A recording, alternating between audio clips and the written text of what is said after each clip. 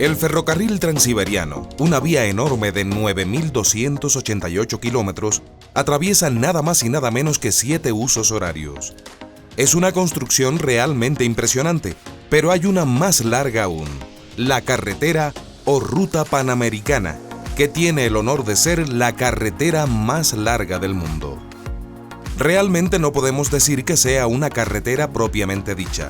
La carretera panamericana es un sistema de carreteras interconectadas que va desde Alaska, en el extremo norte de Estados Unidos, hasta la Tierra del Fuego, en el extremo sur de Argentina. La carretera panamericana surgió en la Quinta Conferencia Internacional de los Estados Americanos, que tuvo lugar en 1923 y entre los años 40 y 50 fue financiada por Estados Unidos. Hubo otros intentos anteriores para unir todo el continente, siendo el principal un fallido proyecto de red ferroviaria en 1880. En 1923, y aprovechando el desarrollo de la industria automovilística en Estados Unidos, se optó por una carretera. La ruta está dividida en 2 secciones, la norte y la sur. Al norte, la ruta comienza en la carretera de Alaska, luego pasa por Canadá, que no tiene carretera oficial asignada a la carretera panamericana. Pasa por Estados Unidos a través del sistema de carreteras interestatales y de ahí pasa a México, Guatemala, El Salvador y Honduras, Nicaragua, Costa Rica y Panamá. Llegados a este punto, la carretera se interrumpe durante 106 kilómetros. El motivo, el tapón de Darién. La carretera llega hasta Turbo, en Colombia, y Yavisa, en Panamá, pero debido a los pantanos, ciénagas y ríos que hacían que la construcción fuese demasiado cara, se interrumpió. Se ha intentado resolver el problema de diferentes formas, pero un organismo de las Naciones Unidas dijo en 1994 que hacerlo supondría grandes daños medioambientales, que aquí la carretera se corta. Si pasamos de Yavisa a Turbo, llegamos a la sección sur de la carretera. Esta pasa por Colombia, Venezuela, Perú, Ecuador, Chile, Bolivia, Paraguay y Argentina, que se considera el final de la ruta principal. No obstante, hay rutas no oficiales que siguen hacia más al sur, hasta llegar a Ushuaia. La carretera panamericana pasa por climas y sistemas ecológicos diversos, desde las selvas densas hasta las montañas congeladas. Es poco uniforme. Algunos tramos no son transitables durante la estación de lluvias y en muchas regiones viajar en auto es un riesgo. Los tramos famosos incluyen la carretera de Alaska y la carretera interamericana. Esta última es la denominación del tramo que va desde Estados Unidos hasta Paso Canoas, en Panamá. Parte de este trecho es frecuentemente empleado por los turistas estadounidenses que conducen a México. Por solo tomar un ejemplo de país atravesado por la Panamericana, mencionemos a Ecuador. El tramo ecuatoriano es asfaltado y tiene tramos en pavimento rígido, teniendo el carácter de autopista de peaje en algunos de ellos, teniendo además desde 2 carriles por sentido, siendo habituales los tramos a 3 carriles por sentido desde la frontera con Colombia hasta Otavalo, y hasta 5 en el ingreso al distrito metropolitano de Quito por el norte. Entre las rutas de Quito y Riobamba hay 3 carriles por sentido, al igual que desde el límite entre las provincias de Cañar y Azuay hasta el sur de Cuenca, entre las rutas de Azogues y Cuenca. Su recorrido se inicia en el puente internacional de Rumichaca, que la separa de Ipiales en Colombia, tomando el nombre de Troncal de la Sierra, E35. Llega hasta el puente internacional de la localidad de Macará, en la frontera sur con el distrito de Suyo, en Perú, y continúa hacia Lima. El trazado de la ruta transcurre en el Valle Interandino.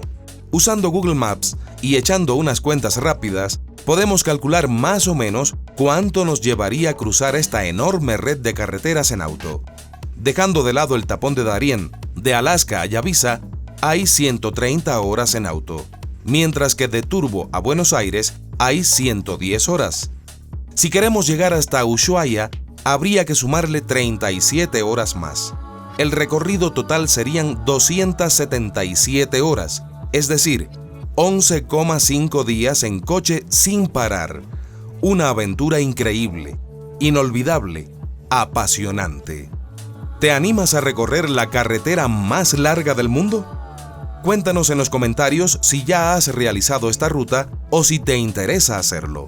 Nosotros te animamos a que lo hagas.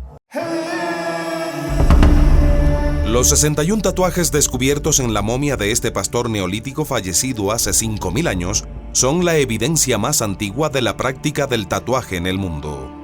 Los expertos apuntan a que más que un significado religioso, fueron hechos con fines terapéuticos para aliviar los dolores provocados por sus múltiples afecciones. En los últimos años, el número de personas que llevan como mínimo un tatuaje se ha incrementado muy considerablemente en nuestra sociedad. Pero, ¿por qué? ¿Qué motiva a una persona a hacerse un tatuaje o más de uno? La mentalidad ciertamente ha cambiado en las últimas décadas. En el caso de los tatuajes, hasta ahora era algo relegado al ámbito carcelario y más ancestralmente al ámbito tribal.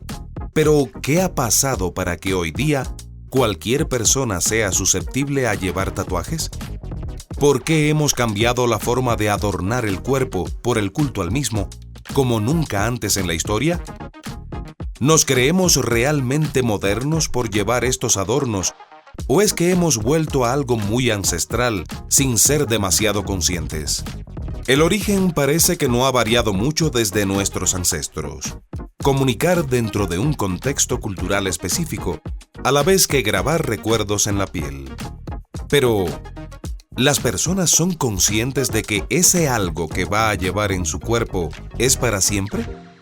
¿Son sabedores de que la tinta, objeto extraño en el organismo y muchas veces de dudosa procedencia, puede producir toda clase de efectos secundarios?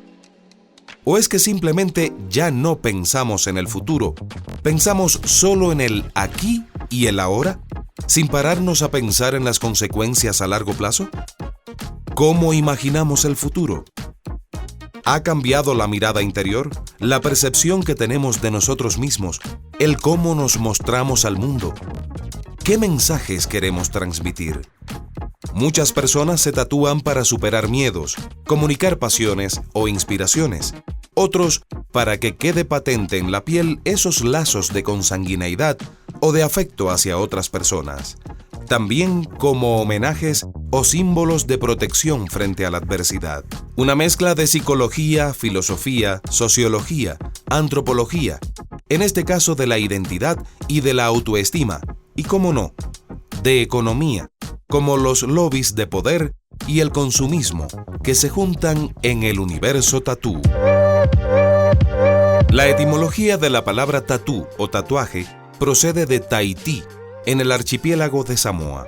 Deriva de la raíz ta o tatau, que significa dibujar. La palabra fue introducida al inglés por el capitán James Cook. A lo largo de la historia, el tatuaje ha acuñado varios significados o simbolismos. El tatuaje tiene diferentes connotaciones sociológicas, antropológicas y psicológicas, como dijimos anteriormente, y está ligado a la evolución política, social y cultural desde sus inicios. Algunas de esas connotaciones pueden ser religiosas, mágicas, en algunos momentos de la antigüedad, terapéuticas o curativas, nobiliarias o de distinción social, discriminatorias o simplemente ornamentales. La historia del tatuaje se puede remontar al Paleolítico Superior, ya que en 1988 se encontraron las evidencias más antiguas de la existencia del tatuaje en Europa.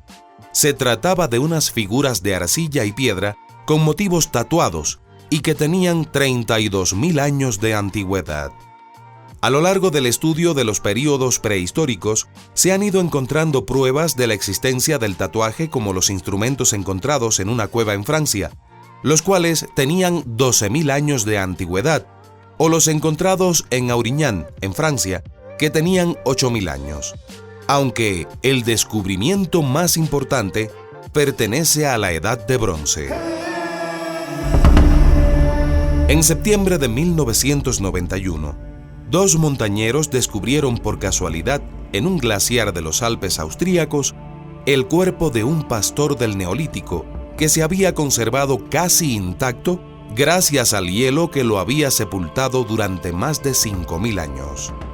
La momia de Ötzi, como se llamó a este hombre del hielo por haberse encontrado sus restos en los Alpes de Ötztal, ha arrojado y todavía arroja nuevos datos sobre cómo era la vida durante la Edad del Bronce en Europa.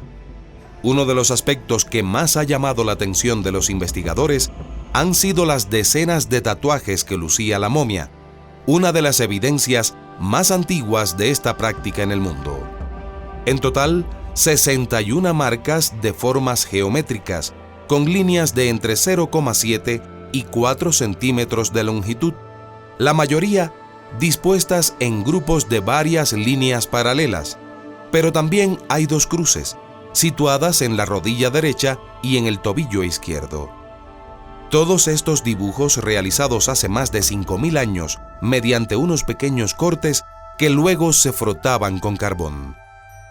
Desde su descubrimiento, numerosas publicaciones mencionan la presencia de los tatuajes en el cuerpo momificado de Ötzi.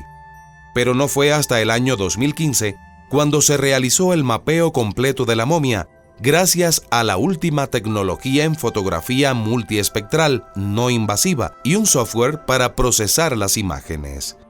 El estudio, dirigido por Marco Samadelli, un científico de la institución EURAC en Bolzano, Italia, fue publicado en su momento por una revista y descubrió 61 marcas en la piel, algunas de ellas no reconocibles a simple vista. Estos 61 tatuajes están divididos en 19 grupos repartidos por todo el cuerpo del pastor neolítico. Gracias al exhaustivo estudio del profesor Samadelli, se descubrió que la gran mayoría de estos conjuntos de dibujos se encuentran sobre las articulaciones de Ötzi, y otros 2 de estos grupos aparecen en el pecho. Diferentes investigaciones médicas de la momia han establecido que Ötzi padecía artritis y que era propenso a los problemas cardíacos, por lo que se ha relacionado esta práctica con el posible uso de los tatuajes con fines terapéuticos, para calmar los dolores recurrentes que padecía. En trabajos anteriores sobre los tatuajes del hombre de hielo, se apuntó a que la realización de tatuajes se debía a una especie de diagnóstico de dolor lumbar y enfermedad articular degenerativa de rodillas, tobillos y muñecas, que se trataba de una forma temprana de acupuntura. Aunque los tatuajes parecerían contradecir estas teorías al no hallarse en una zona de articulaciones, la función terapéutica de estos últimos podría estar relacionada con patologías que otros estudios han demostrado que sufría el hombre del hielo y que podrían haber causado dolor en el pecho, como cálculos en la vesícula biliar, tricocéfalos en el colon y aterosclerosis. Entre otros aspectos que respaldan esta teoría terapéutica de los tatuajes de Ötzi, se encuentra el uso de plantas medicinales, una práctica que ya era común entre los neandertales. En el momento de su muerte, Ötzi llevaba entre sus pertenencias un hongo del abedul conocido por sus propiedades antibacterianas, y sobre su mano herida había puesto un musgo con propiedades curativas para curar las heridas producidas durante el enfrentamiento de unos días antes, hierba que también se ha encontrado en su estómago, por lo que parece seguro que este pastor conocía y usaba los remedios medicinales que se conocían en la época. Aún con todo ello, los expertos no se atreven a descartar al 100% que los tatuajes de Ötzi tuvieran una función más simbólica. Te invitamos a continuar conociendo más sobre nuestra historia en el próximo video. Si decidiste entrar a este video, ha sido porque, viendo su título, seguramente has pensado encontrar terribles escenas de penurias entre cubanos. Pero algo sí debe quedar claro. Los cubanos, desde hace muchos años, comen ropa vieja, y es posible que ningún nativo de esa isla caribeña haya dejado de comerla, aunque sea solo una vez. Los cubanos aseguran que la ropa vieja es algo verdaderamente exquisito, y aquellos foráneos que han visitado la isla, que se han decidido a comerla, afirman que los isleños no se equivocan, y cuando han regresado a sus países luego del recorrido turístico por Cuba, han hecho acopio de lo necesario y se han preparado su buen plato de ropa vieja. Y ahora te preguntarás, ¿cómo es eso de que comen ropa vieja? ¿En qué cabeza cabe algo así? Pues sí, entre los platos típicos de la isla caribeña sobresale ese, la ropa vieja. ¿De qué se trata? Te lo digo de inmediato. La ropa vieja es uno de esos platos que no aburren nunca, a pesar de que hoy día es una de las recetas tradicionales de la gastronomía cubana. Su origen tiene un antecedente claro en la cocina ibérica, como tantos otros platillos que heredó la isla caribeña de la metrópolis durante el período colonial y que fueron adaptando a las particularidades de la isla. Hoy es considerado un plato principal y de lujo en cualquier restaurante cubano, pero ese glamour que lo acompaña lejos está de sus orígenes. Sorprendentemente, la ropa vieja surgió como una forma de no desperdiciar las sobras de otras comidas. Posteriormente, fue adquiriendo más refinamiento y se comenzó a cocinar con garbanzos y papas. Existen varias leyendas curiosas que envuelven el nombre de este platillo. Algunos cuentan que un hombre muy pobre, angustiado por no tener qué dar de comer a su familia, decidió recoger algunas ropas viejas de su closet y venderlas en la calle, para así poder alimentar a su esposa y a sus hijos. Otros dicen que en realidad este plato es de origen sefardí, los judíos que habitaron la península ibérica hasta su expulsión en 1492, que le denominaban andrajos. Sea cual sea su origen, lo cierto es que la ropa vieja es muy conocida también en otros países de Latinoamérica, como Panamá, Venezuela, Colombia y en algunas zonas del Caribe. Esta manera de cocinar la carne es una receta muy versátil y se prepara de diversas formas en dependencia de la región. En Canarias, por ejemplo, se utiliza garbanzo, carne de pollo, papas, vino blanco, caldo y clavo de olor. Incluso hay quienes le agregan ciertas verduras como zanahorias o habichuelas. A este preparado le dan el nombre de cocido andaluz.